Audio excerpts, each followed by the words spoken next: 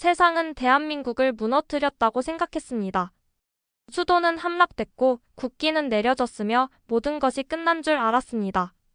하지만 그 순간에도 포기하지 않은 사람들이 있었습니다. 기록되지 않은 저항, 잊혀진 희망. 오늘 스페인 출신 기자 마르코 벨로사와 베트남 군사 전략가 응우엔 반 투아는 세상이 몰랐던 대한민국의 진짜 힘을 마주하게 됩니다. 자유를 강요당한 것이 아니라 자발적으로 선택하고 스스로 지켜낸 나라. 그 작지만 거대한 이야기를 지금부터 함께 따라가 봅니다. 이야기가 시작하기 전 좋아요와 구독, 알람 설정은 영상 제작에 많은 힘이 됩니다. 지금부터 이야기 시작합니다. 어떻게 이런 나라가 가능할까? 라는 생각이 들었습니다. 세계 곳곳을 여행하며 수많은 나라를 보고 기록해왔지만 대한민국을 처음 접했을 때만큼은 말문이 막혔죠. 나라가 무너지고 수도가 함락되어도 끝까지 저항한 민족. 그들이 살아낸 이야기는 책에서 읽을 때와 달리 피부로 느끼니까 완전히 다른 울림을 주더라고요. 차가운 활자 속에 갇힌 역사가 아니라 지금 이 순간에도 살아 숨쉬는 하나의 정신이었습니다. 저는 스페인 바르셀로나 출신 국제보도 전문기자 마르코 벨로사입니다. 과거 스페인도 한때는 해가 지지 않는 나라라 불렸지만 결국 식민지들을 잃고 쇠퇴의 길을 걸었죠.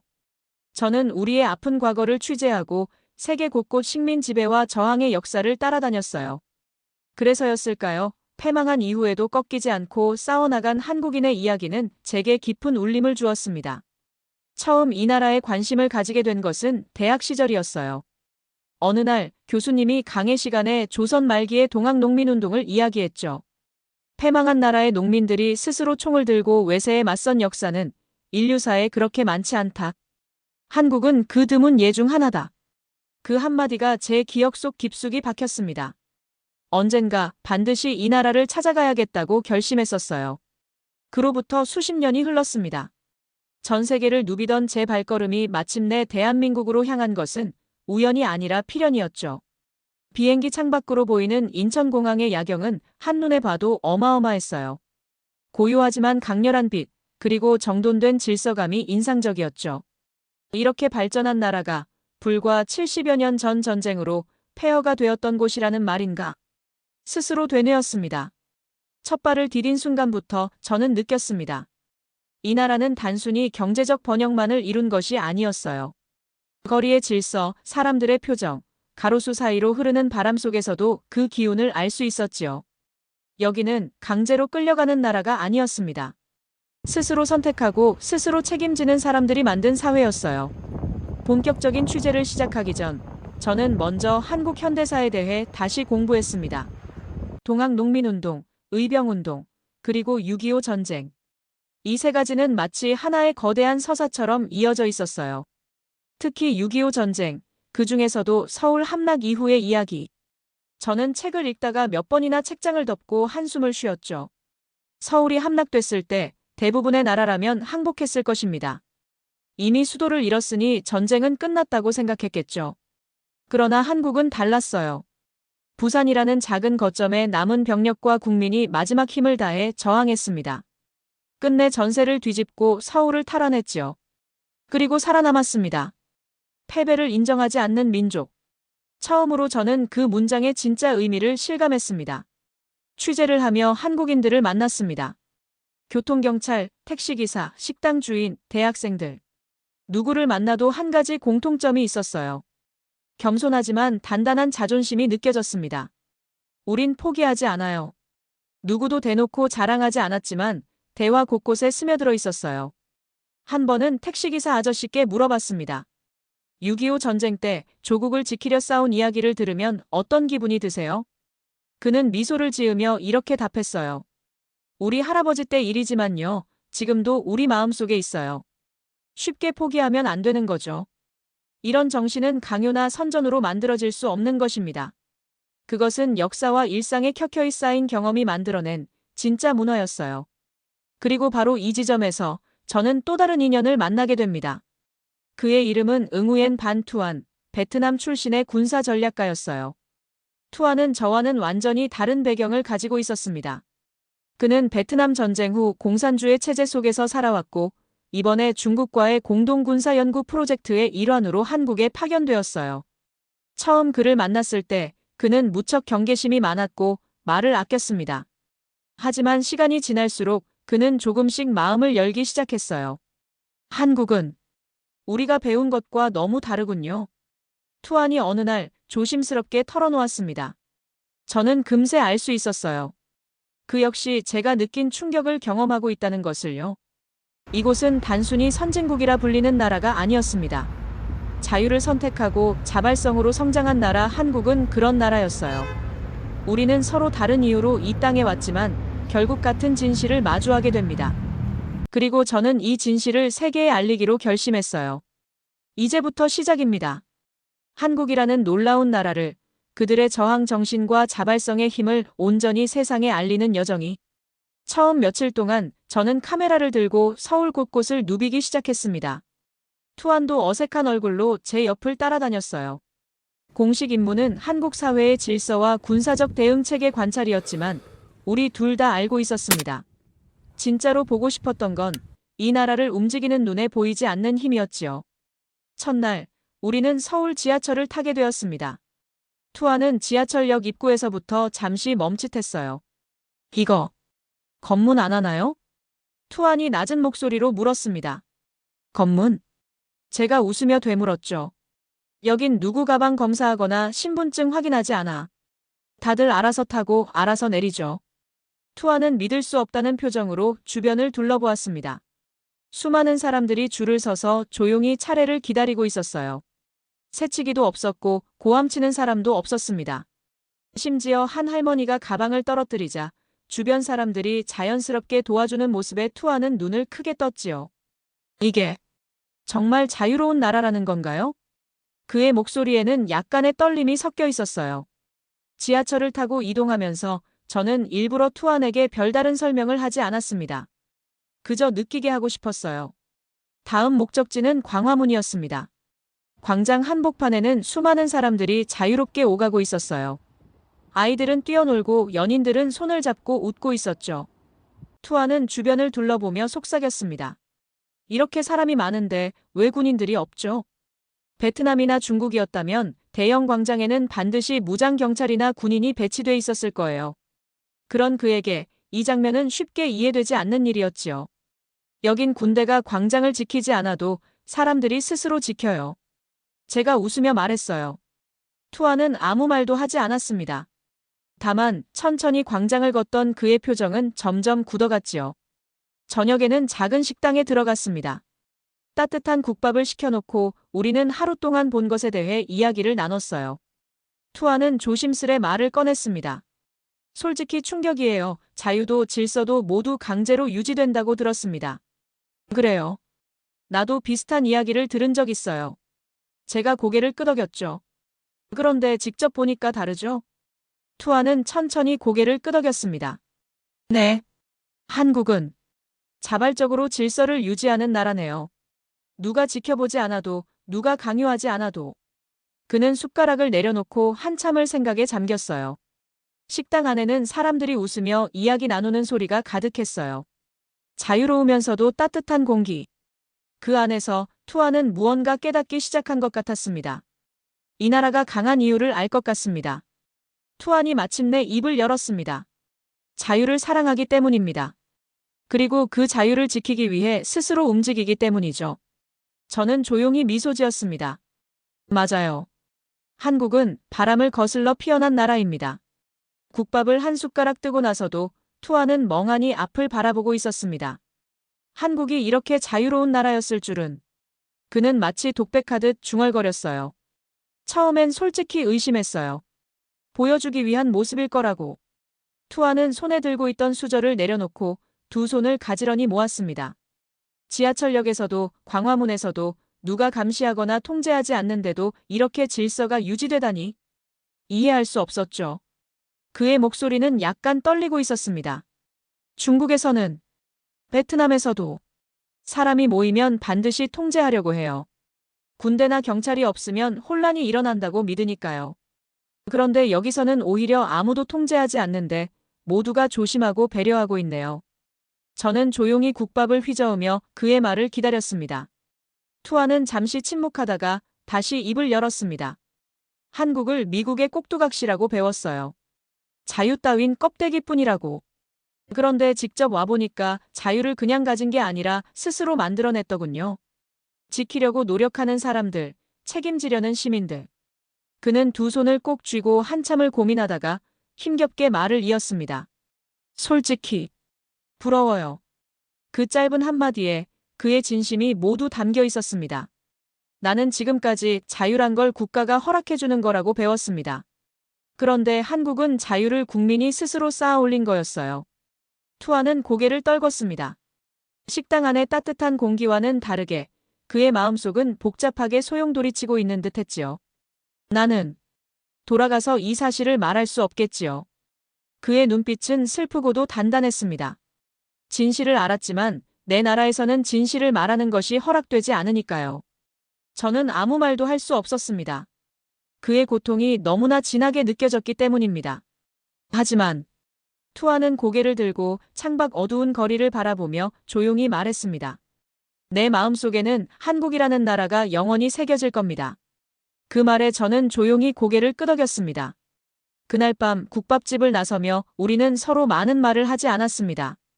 하지만 그 침묵 속에서도 우리는 같은 진실을 공유하고 있다는 걸 느낄 수 있었지요. 한국은 자유와 자발성으로 성장한 나라였다. 그리고 우리는 이제 그 놀라운 사실을 온몸으로 알게 된 것이었습니다. 며칠 뒤 투안과 저는 경상도의 작은 도시로 내려가게 되었습니다. 서울만으로는 한국을 다 이해할 수 없다고 생각했기 때문입니다. 지방에서도 자발적 질서가 유지되는지 직접 보고 싶어요. 제가 제안하자 투아는 고개를 끄덕였어요. 그 역시 마음속 깊은 곳에서 한국에 대해 더 알고 싶어 했던 것 같습니다. 버스를 타고 창밖으로 펼쳐지는 풍경을 바라봤습니다.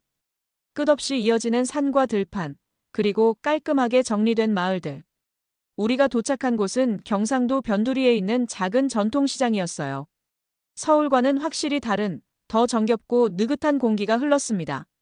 시장 안은 사람들로 북적거렸고 생선 비린내, 과일의 달콤한 향기, 군것질거리의 고소한 냄새가 뒤섞여 있었어요. 아이들은 웃으며 뛰어다니고 상인들은 오가는 손님에게 큰 소리로 인사를 건넸습니다. 여기가 진짜 한국이네요. 투안이 조용히 중얼거렸습니다.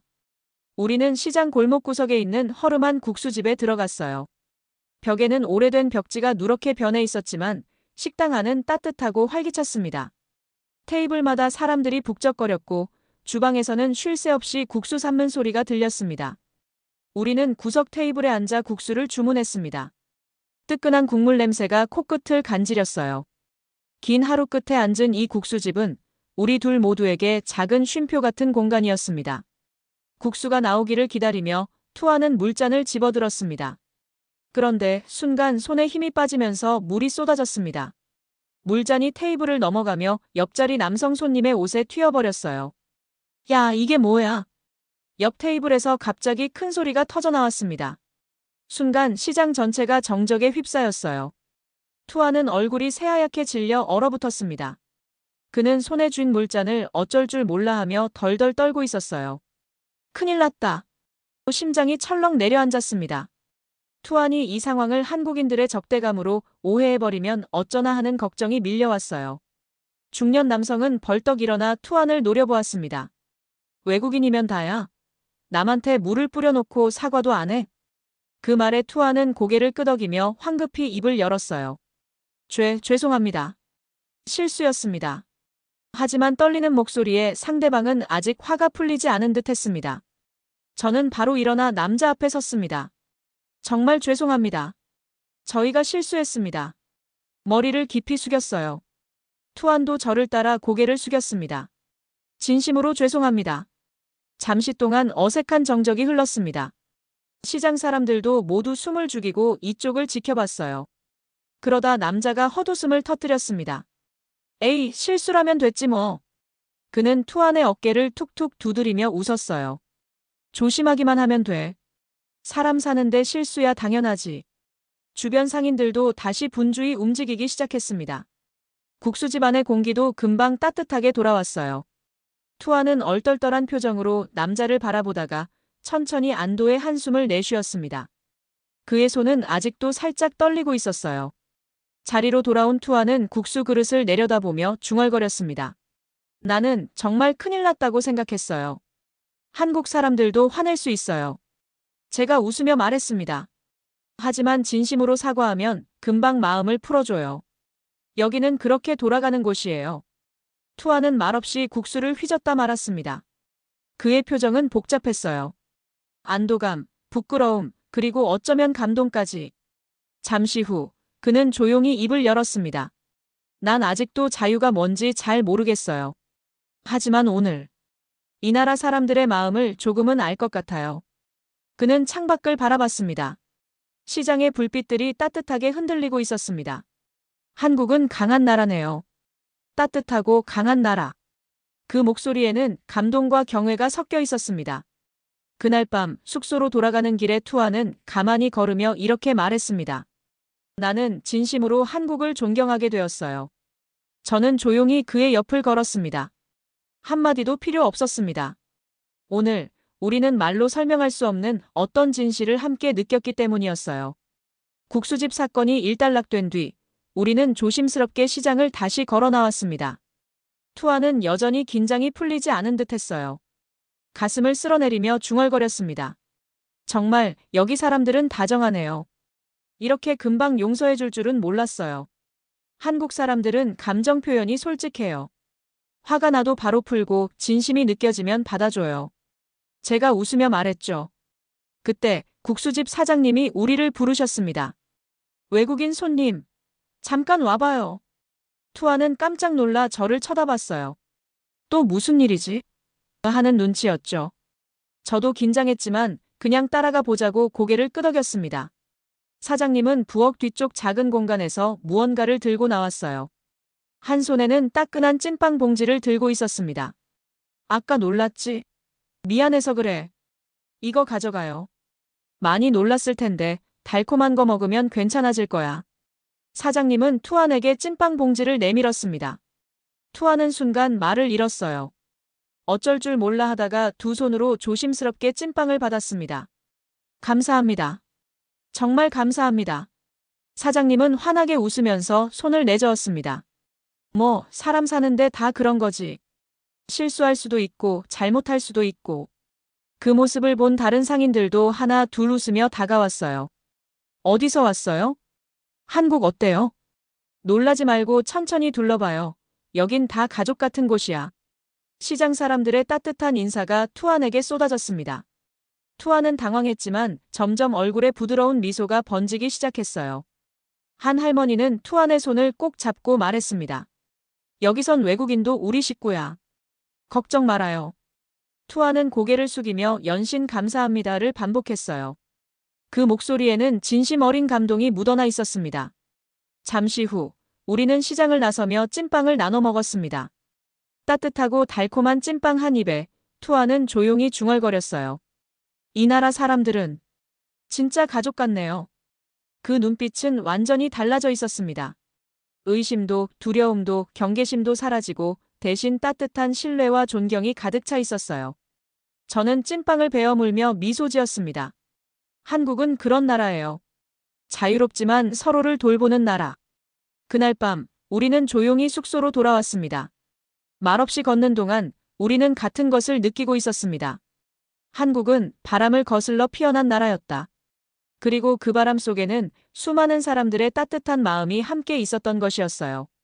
며칠 뒤 우리는 서울로 돌아왔습니다. 출장 일정의 마지막 날 한강공원에서 조용히 시간을 보내기로 했어요. 햇살은 부드럽게 내려앉았고 강변을 따라 걷는 사람들의 표정은 모두 평화로웠습니다. 벤치에 앉아 우리는 강을 바라봤어요. 멀리 건너편 빌딩 숲에는 불빛이 하나 둘 켜지기 시작했고 그 사이로 유유히 흐르는 한강 물살은 조용하지만 힘이 느껴졌습니다. 이렇게 평화로운 곳이 있을 줄 몰랐어요. 투안이 조용히 말했습니다. 그 목소리는 감탄이라기보다 한없이 부드럽고 쓸쓸했어요. 나도 그래요. 저는 고개를 끄덕였습니다.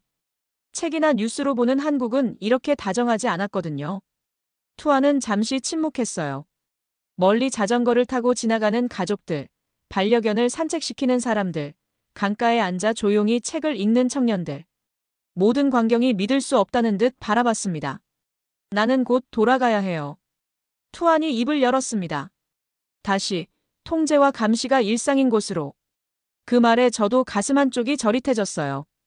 투안은 이곳에서 진짜 자유를 맛봤지만 돌아가야 할 현실은 변하지 않았습니다. 그래도 그는 살짝 웃었습니다. 마음만큼은 여기에 두고 가고 싶어요. 바람이 불어와 우리 둘의 머리카락을 살짝 흩날렸습니다. 한강을 따라 흐르는 바람은 따뜻하고 부드러웠어요. 한국에 오기 전까지는 투아는 말을 이으면서 눈을 감았다가 다시 떴습니다. 자유란 게 사치라고 생각했어요. 배고프지 않은 것, 안전하게 사는 것만으로 충분하다고 믿었죠. 그는 고개를 돌려 저를 바라봤습니다. 하지만 이제 알아요. 진짜 인간다운 삶에는 자유가 필요하다는 걸요. 저는 아무 말도 하지 않았습니다. 그의 눈빛이 너무 진지했기 때문입니다. 나는 돌아가서 이 이야기를 말할 수 없어요. 투안이 다시 강을 바라봤습니다. 우리나라에선 이런 말을 하는 것조차 위험하니까요. 그의 손이 살짝 떨리고 있었어요. 그 떨림은 슬픔 때문인지 분노 때문인지 알 수 없었습니다. 하지만 내 마음은 변하지 않을 거예요. 투안은 단호하게 말했습니다. 나는 한국을 기억할 거예요. 이곳에서 본 사람들, 느낀 자유, 그리고 서로를 믿는 신뢰. 언젠가 우리도 그런 나라가 될 수 있기를 꿈꾸겠어요. 그 순간 저는 깊은 감동을 느꼈습니다. 이방인으로 왔던 그가 이제는 한국을 마음으로 이해하고 있었던 거죠. 투안. 제가 조용히 그의 이름을 불렀습니다. 당신은 이미 변했어요. 그걸로 충분해요. 투안은 작게 웃었습니다. 당신도 변했나요? 그가 물었습니다. 물론이죠. 저는 확신에 찬 목소리로 대답했습니다. 나는 이제 한국을 단순히 빠르게 성장한 나라라고만 볼 수 없어요. 이 나라에는 시간을 초월한 강인함과 따뜻함이 함께 있어요. 나는 이 이야기를 세상에 알릴 거예요. 투아는 고개를 끄덕였습니다. 꼭 그렇게 해주세요. 나 대신. 어느새 어둠이 내려앉고 한강 너머 도시의 불빛이 더욱 선명하게 반짝이기 시작했습니다. 강바람은 여전히 부드럽게 불어왔고 그 바람 속에는 이 나라가 겪어온 수많은 고난과 그럼에도 꺾이지 않은 희망이 함께 실려있는 듯했어요. 우리는 한참 동안 아무 말 없이 강가에 앉아 있었습니다. 그 시간은 짧았지만 마음속에는 긴 여운을 남겼습니다. 이윽고 시간이 다가왔고 우리는 천천히 자리에서 일어섰습니다. 잘 가요, 투안. 제가 손을 내밀었습니다. 투안은 제 손을 꽉 잡으며 말했어요. 당신과 함께한 이 시간이 내 인생에서 가장 소중한 기억이 될 거예요. 그 말에 저는 가슴이 먹먹해졌습니다. 한국은 당신을 환영했어요. 그리고 언젠가 다시 올 수 있을 거예요. 투아는 웃으며 고개를 끄덕였습니다. 그날이 오기를 바랍니다. 우리는 짧게 포옹했습니다. 그리고 각자의 길로 돌아섰습니다. 저는 한참 동안 그의 뒷모습을 바라봤습니다.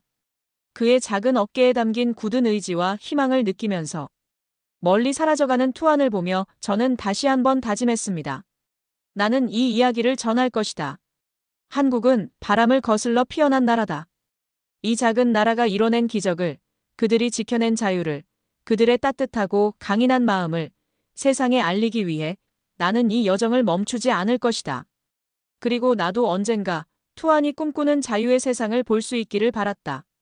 무너진 나라에서도 포기하지 않은 사람들, 그들의 저항은 결국 자유를 지켜냈습니다. 스스로 선택하고 스스로 지켜낸 정신. 이것이 바로 한국이 세상에 보여준 진짜 힘 아닐까요? 이 이야기가 여러분께 작은 울림이 되었기를 진심으로 바랍니다. 다음 이야기에선 또 어떤 한국의 모습이 펼쳐질까요? 한국을 향한 여정은 계속됩니다. 구독과 좋아요 잊지 마시고요. 다음 영상에서도 세상을 뒤흔드는 또 하나의 이야기로 찾아오겠습니다. 감사합니다.